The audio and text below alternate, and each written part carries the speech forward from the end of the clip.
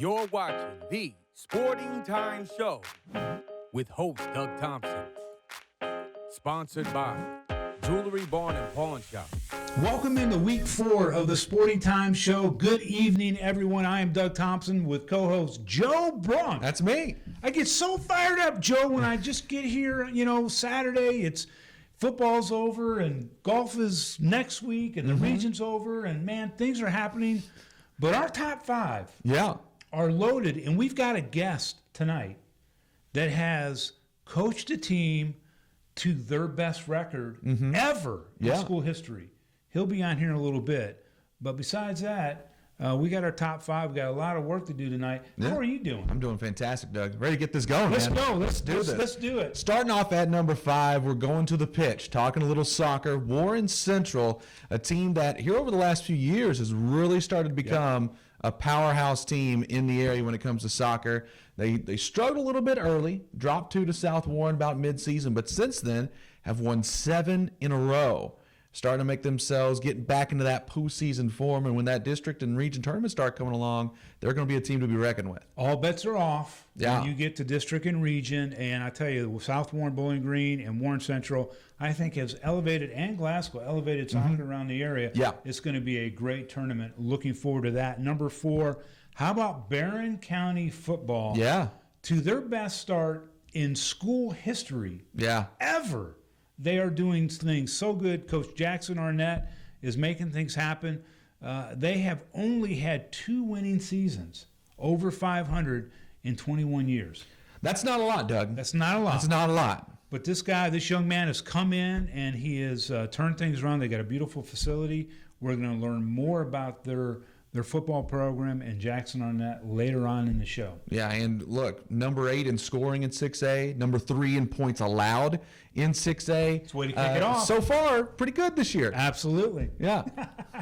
All right, Joe. Hitting number 3. I'm taking it back to soccer. You keep trying to take it away from each of the football field. Can't do it here. I'm going back to football, right? And we're talking some ladies. Anna Haddock, she just continues to keep on scoring. 33 goals as of recording right now. She just continues to light it up. She's a fantastic player. We had her on the show a couple weeks back, and she continues to impress. 33 goals. She just had 26 last week. It's a lot of scoring, Doug. And they're playing really good teams. They are. Well, congratulations to her. I don't know what we're going to do when she graduates. We'll figure it out. I mean, I don't know who else we'll talk about. Well, how about number 2? Okay. Logan County. How about Tyler Ezel? I mean, the quarterback for Logan County, they were undefeated last week. They were going against another undefeated team. They win that game in a nail-biter. Ezel has 308 yards through the air, Joe. That is 3 football fields long, plus 8 yards. It's a lot of real estate. He has 3 touchdown passes. He runs for 1. They're grooving. They're going. Yeah, and I think he's been able to just transform his game from being really a guy who runs it primarily and passes it when he needs to now he is a passer that can run it when he needs to, and that has just transformed the offense in general. This is a team that's a force in 4A, a Hail Mary to kind of take control of the area here in that class. Tyler Ezel, 2nd in the state in touchdown passes. Yeah, he could be the football player of the year. If the vote was today, he'd probably get it. He'd be up there for me. Absolutely. Well, got to put it in the coffer. Yeah. Anyway, number 1, we've got a big number 1 field this week. And Joe, I'm going to let you start off. We'll start off with the guys. We're talking some golf. Regional tournaments just went down, and we'll give a shout out to the champions. On the guys' side, Bowling Green taking the crown. So their whole team is going to be heading to state next week, which is over at the Bowling Green Country Club. Absolutely. So congratulations to those guys. But there are 7 individuals who are also moving along, including the regional champion in Trevor Eisenberg, the individual guy who shot a 67. A what? A 67. And he's a junior. He's a junior out of Monroe County. A fantastic week there for that young man. Dalton Five-Ash from Franklin Simpson shot a 72, so he's moving on as well. Jacob Lang, an 8th grader. No way. 8th grader. And he shoots a what? Shoots a 75 from Greenwood, so congratulations to him. He's moving on to state, along with Nathan Oliver, who shot a 75. Carson Sturgill, also from Greenwood, shot a 75 as well. Chase Wilson, a sophomore from Franklin Simpson, he's moving along with a 76. And Owen Stamper from Allen County, Scottsville, he's going on to the state championships as well. Listen, it's the Leachman Buick GMC State Golf Championships. The boys tee it off. Practice round is on Thursday, and the tournament is Friday and Saturday. Yeah. Do not miss the girls or the guys Leachman Buick State Golf Championships because they are some great golfers in our region. Let me tell you something. On the girls' side, Faith Martin fires a 1 under par to win the 3rd Region Girls Championship. South Warren as a team moves on. They shoot a 306 total score. They're headed to the Leachman Buick as a team. But we've got some other great female performances. Abby Lee, her and Faith Martin were going back and forth. She shoots even par 71 from Glasgow. Connor Giroux from Monroe County, she has a great round as well. Allie McCoy from Glasgow. Emily Morgan from Greenwood. Maya Cisco, and I hesitate because Emma Harmon also goes. So there's 3 girls from Greenwood going, but the 2 seniors have never been to the Leachman Buick GMC State Golf Championship before. So that's a great story. And we've got some footage of them, some of their interview, and also some of the golf tournament behind us going on. But I tell you what, great golf on both the boys and the girls side. Do not miss the Leachman Buick next week. Yeah, it's going to be a lot of fun. Hopefully it cools down a little bit, so it'll be a little easier because it was hot this week. I hope so, Joe, because, you know, it's crazy. Yeah. But anyway, congratulations to our top 5. Yeah. And before we go to break, our guy, our man, our main man, Nathan Yazdani, has caught up to a local young man who played football at WKU and now is an MMA fighter. Absolutely. So for more on that, we're going to throw it to Nathan. Calling all action with Nathan Yazdani. Produced by Grand Pass. Thanks, Doug. Derek Overstreet, now known as the Overlord, has made the transition from the gridiron to the mat, and it's given him a new lease on life as he chases his long-lost dream. I could come here and possibly beat people up for money. I was like, hey, let's do it. I'd wanted to fight since I was 10 years old, but there was no actual real outlet for me to be able to do it, so I picked the socially acceptable thing of playing football. There was a point about halfway through where I had no interest in playing football anymore. I mean, it wasn't any, I had the obligation to keep on playing for the team, but I knew that I didn't want to pursue it after that. I had a criminology degree, so I wanted to go into some type of law enforcement, which is definitely not planned now. I tried it out at the juvenile detention center for a little bit, and that was terrible. It was horrible. Man, I just woke up and I didn't like what I was doing. I mean, I was still coming here and training, but I was like, I'd rather dive in now than live with the regret of being like, oh, I wish I would have made that jump. I wish I would have took my risk when I was young instead of being 27 and looking back and like, oh, I wasted good years working a job I don't like and waking up and being around people I don't like at a depressing place. I got approached to get managed by agents like, I think it was like 2 weeks after my first fight. The big thing would just be putting myself in the right situations, getting the right training, putting the right people around me. But I don't think there's a limit. I really don't think there's a limit with all this. So I understand if I mess up and there's gonna be people that are coming for everything I have, there's no point where I can relax ever. There's no point where I can just lay off because somebody wants what I have. And if I slack off, they're gonna take it. As far as engagement rings, or any ring for that matter, or any piece of jewelry, there's nothing that we probably cannot do. Every engagement ring imaginable is available here. We not only have in-stock pieces, but we also make custom-made jewelry. Anything that they are seeing in a mall-type setting, we can absolutely reproduce it if we don't already have it in stock. I will say we're very personable here. We try to make it very special for everybody.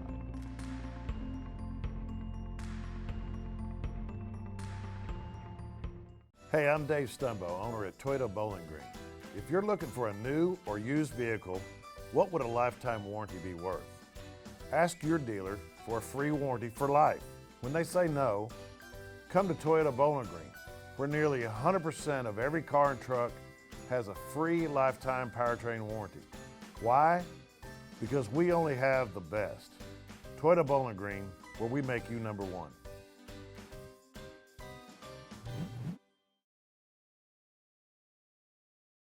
Welcome back to the Sporting Time Show. Joining me now is the head coach of the Barren County Trojans, Coach Jackson Arnett. Coach, welcome to the show. It is glad to be here. Good to see you again. It is good to see you.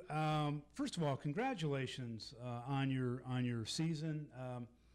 I know you don't keep up with stats. I know you don't care about stats, but this is the first time in program history for Barren County that a team has ever started 5-1.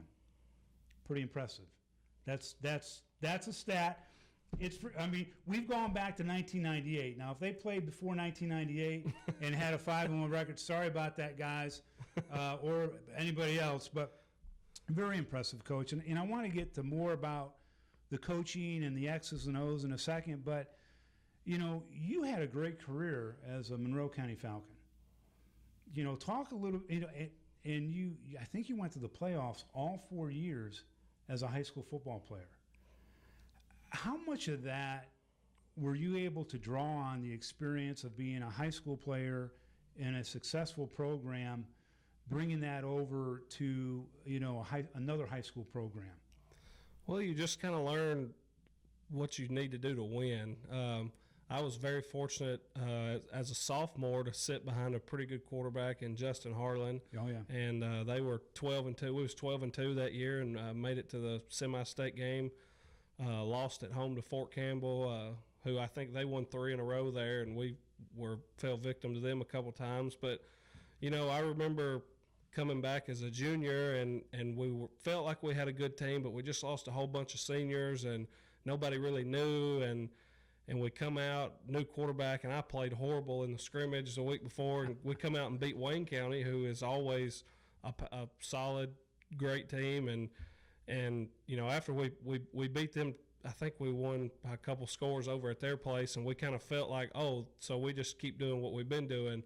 And, carried that over to we played in the semi-state game again that year against Fort Campbell, and then just kept it rolling and ended up having another good team as seniors and made it to the regional title game. And, you just learn how to win. And Coach Pettit did a great job of setting the expectations to where, the expectation is to win.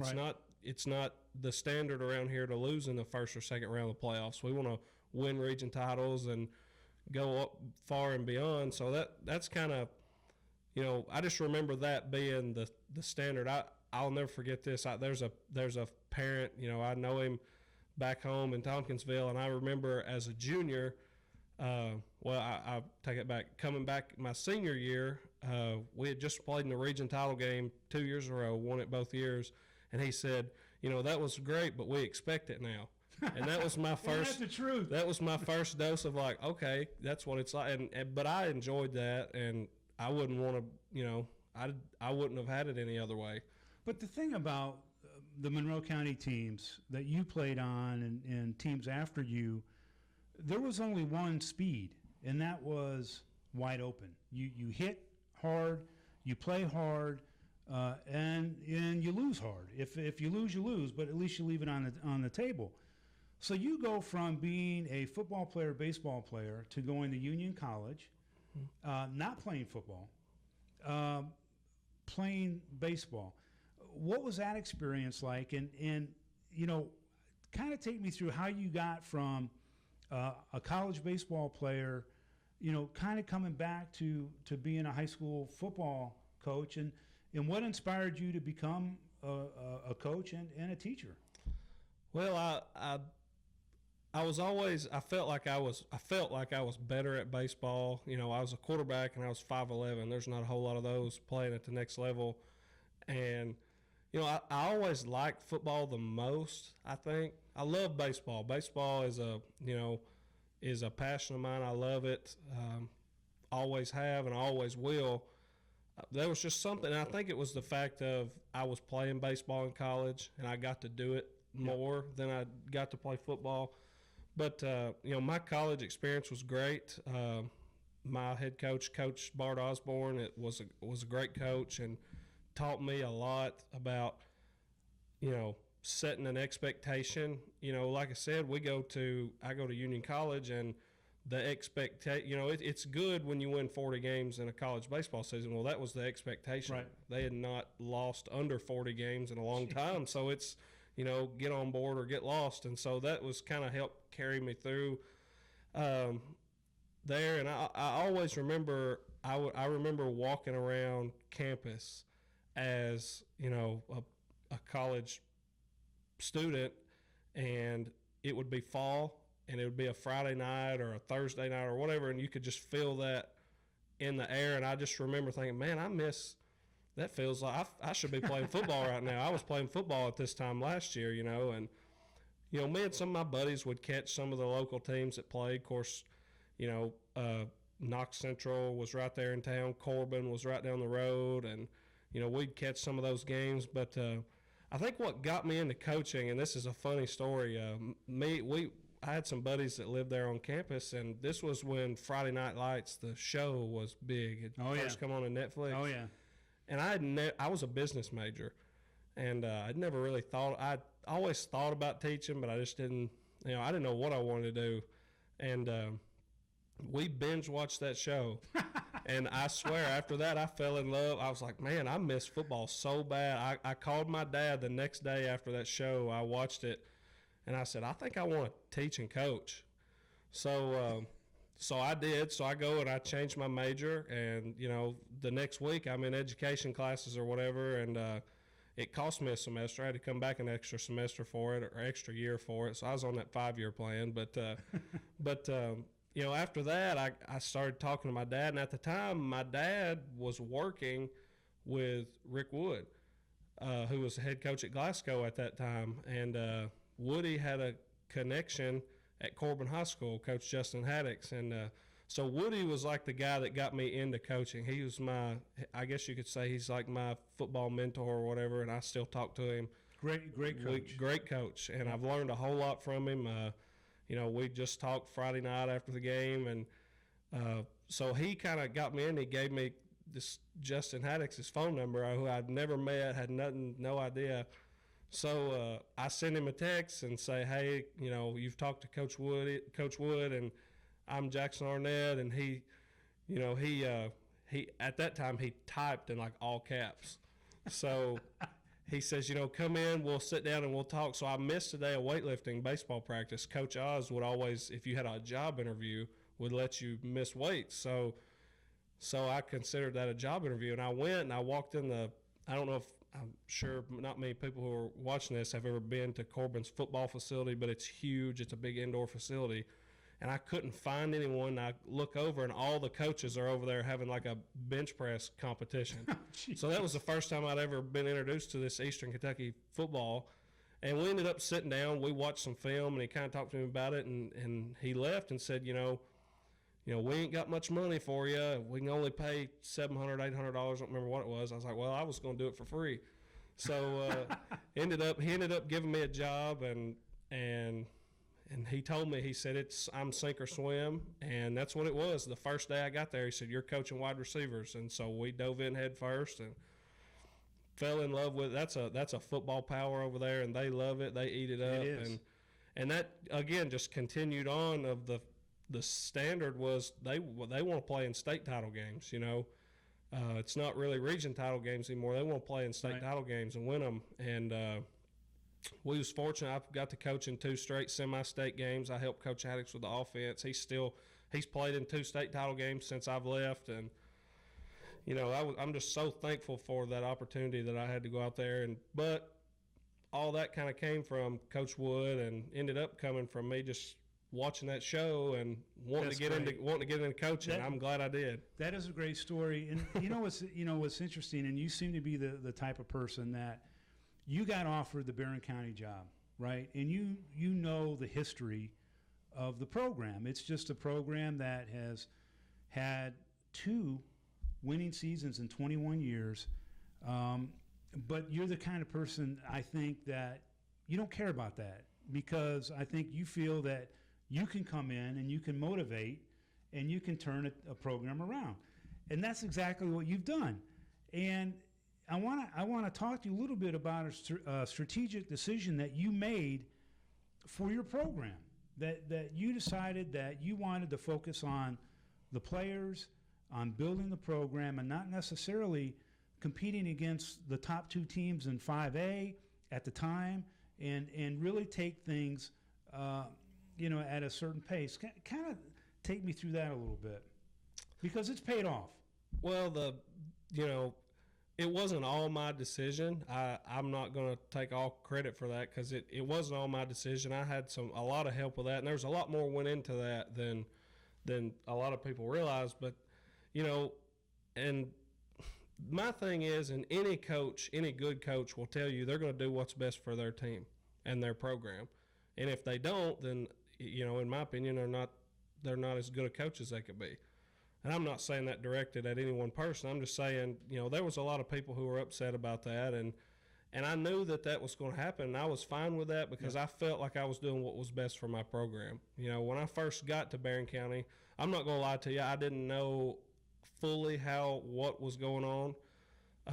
I knew what I was coming into in terms of, got to build the program, getting a new stadium, beautiful stadium. Got to change a lot, and so when we got here, my first year we had 41 or 42 kids at a school with 1,300 kids in it, and God bless those seniors. I told them that they were making the biggest sacrifice in school history, because we didn't have a home game, and people don't really understand how hard that was. We didn't have a stadium, we didn't have a field.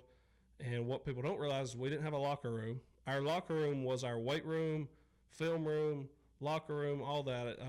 Coaches' offices, whatever you could find. What is our weight room only now, which has turf in it and brand new equipment and, water faucets or the new ones with the water. Fancy ones. Yeah, and the bathrooms and all this new stuff was at one time had no turf, was a concrete floor. It was an old, it had nice equipment when we got there. I think the previous coaches before me had gotten brand new equipment was in there, but everything else, when I interviewed for the job, we interviewed in there. I met with the people that interviewed me in there, and they had wooden benches sitting around. I don't want to make it sound like it was just because there was nice stuff, but it was all right there, and that was all we had. And sounded like my place in '79.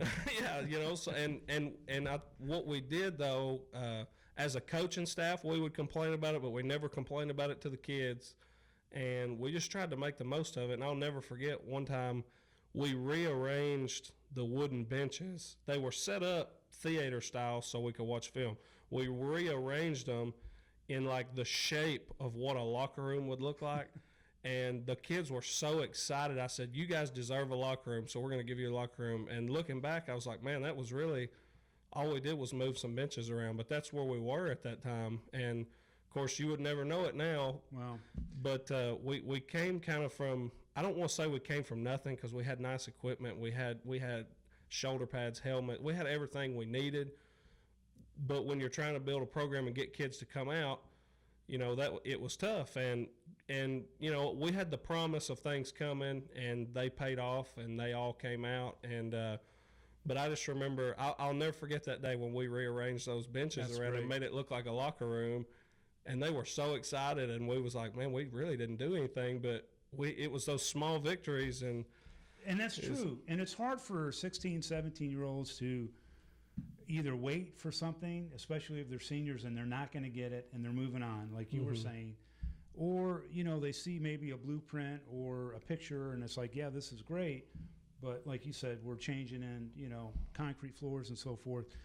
What is the dynamic today? What's different today in players' attitudes at Barren County than it was even a year ago or 2 years ago?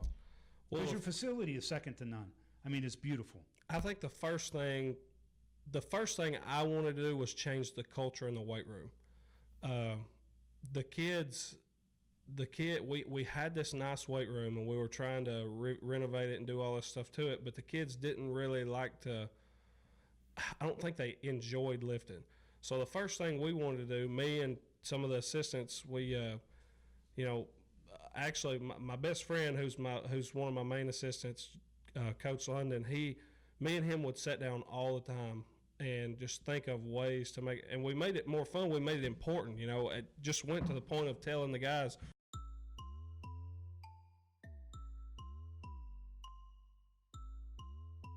Joe, what a great show this week. Really enjoyed Jackson Arnett, what he's done. And how about calling all athletes? Nathan Yazdani, having some fun. I mean, he is getting into it with these guys, man. It's great to see him going to work. It is. Calling all athletes, and congratulations to the top 5. If you're going on fall break, be careful, be safe. We'll see you here next week on WNKY NBC 40. For Doug Thompson, I'm Joe Brunk. Have a great week.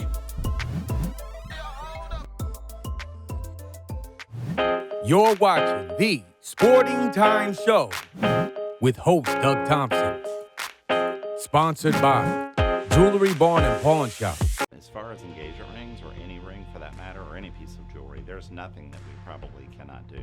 Every engagement ring imaginable is available here. We not only have in-stock pieces, but we also make custom-made jewelry. Anything that they are seeing in a mall-type setting, we can absolutely reproduce it if we don't already have it in stock. I will say we're very personable here. We try to make it very special for everybody.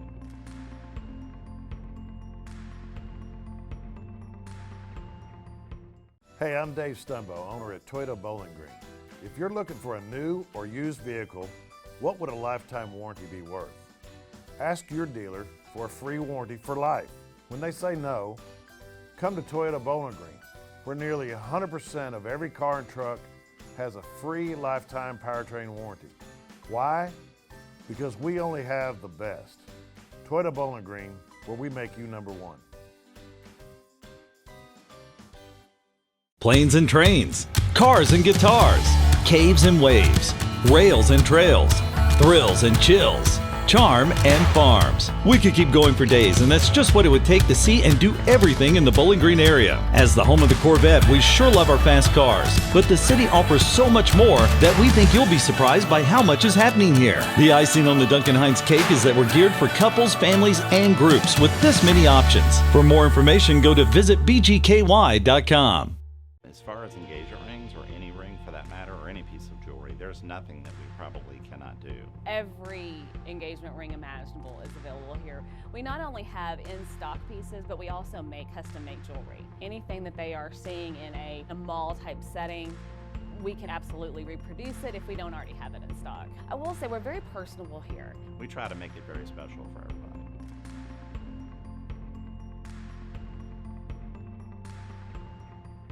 An unrivaled customer experience continues to be a cornerstone at Leachman Buick GMC. The durability, reliability, and performance you've come to expect is now backed by a 1-year, 10,000-mile maintenance plan, included at no charge with the purchase of any new or pre-owned vehicle. Leachman is Kentucky's #1 GMC dealer, and we invite you to discover why generations of customers choose Leachman Buick GMC.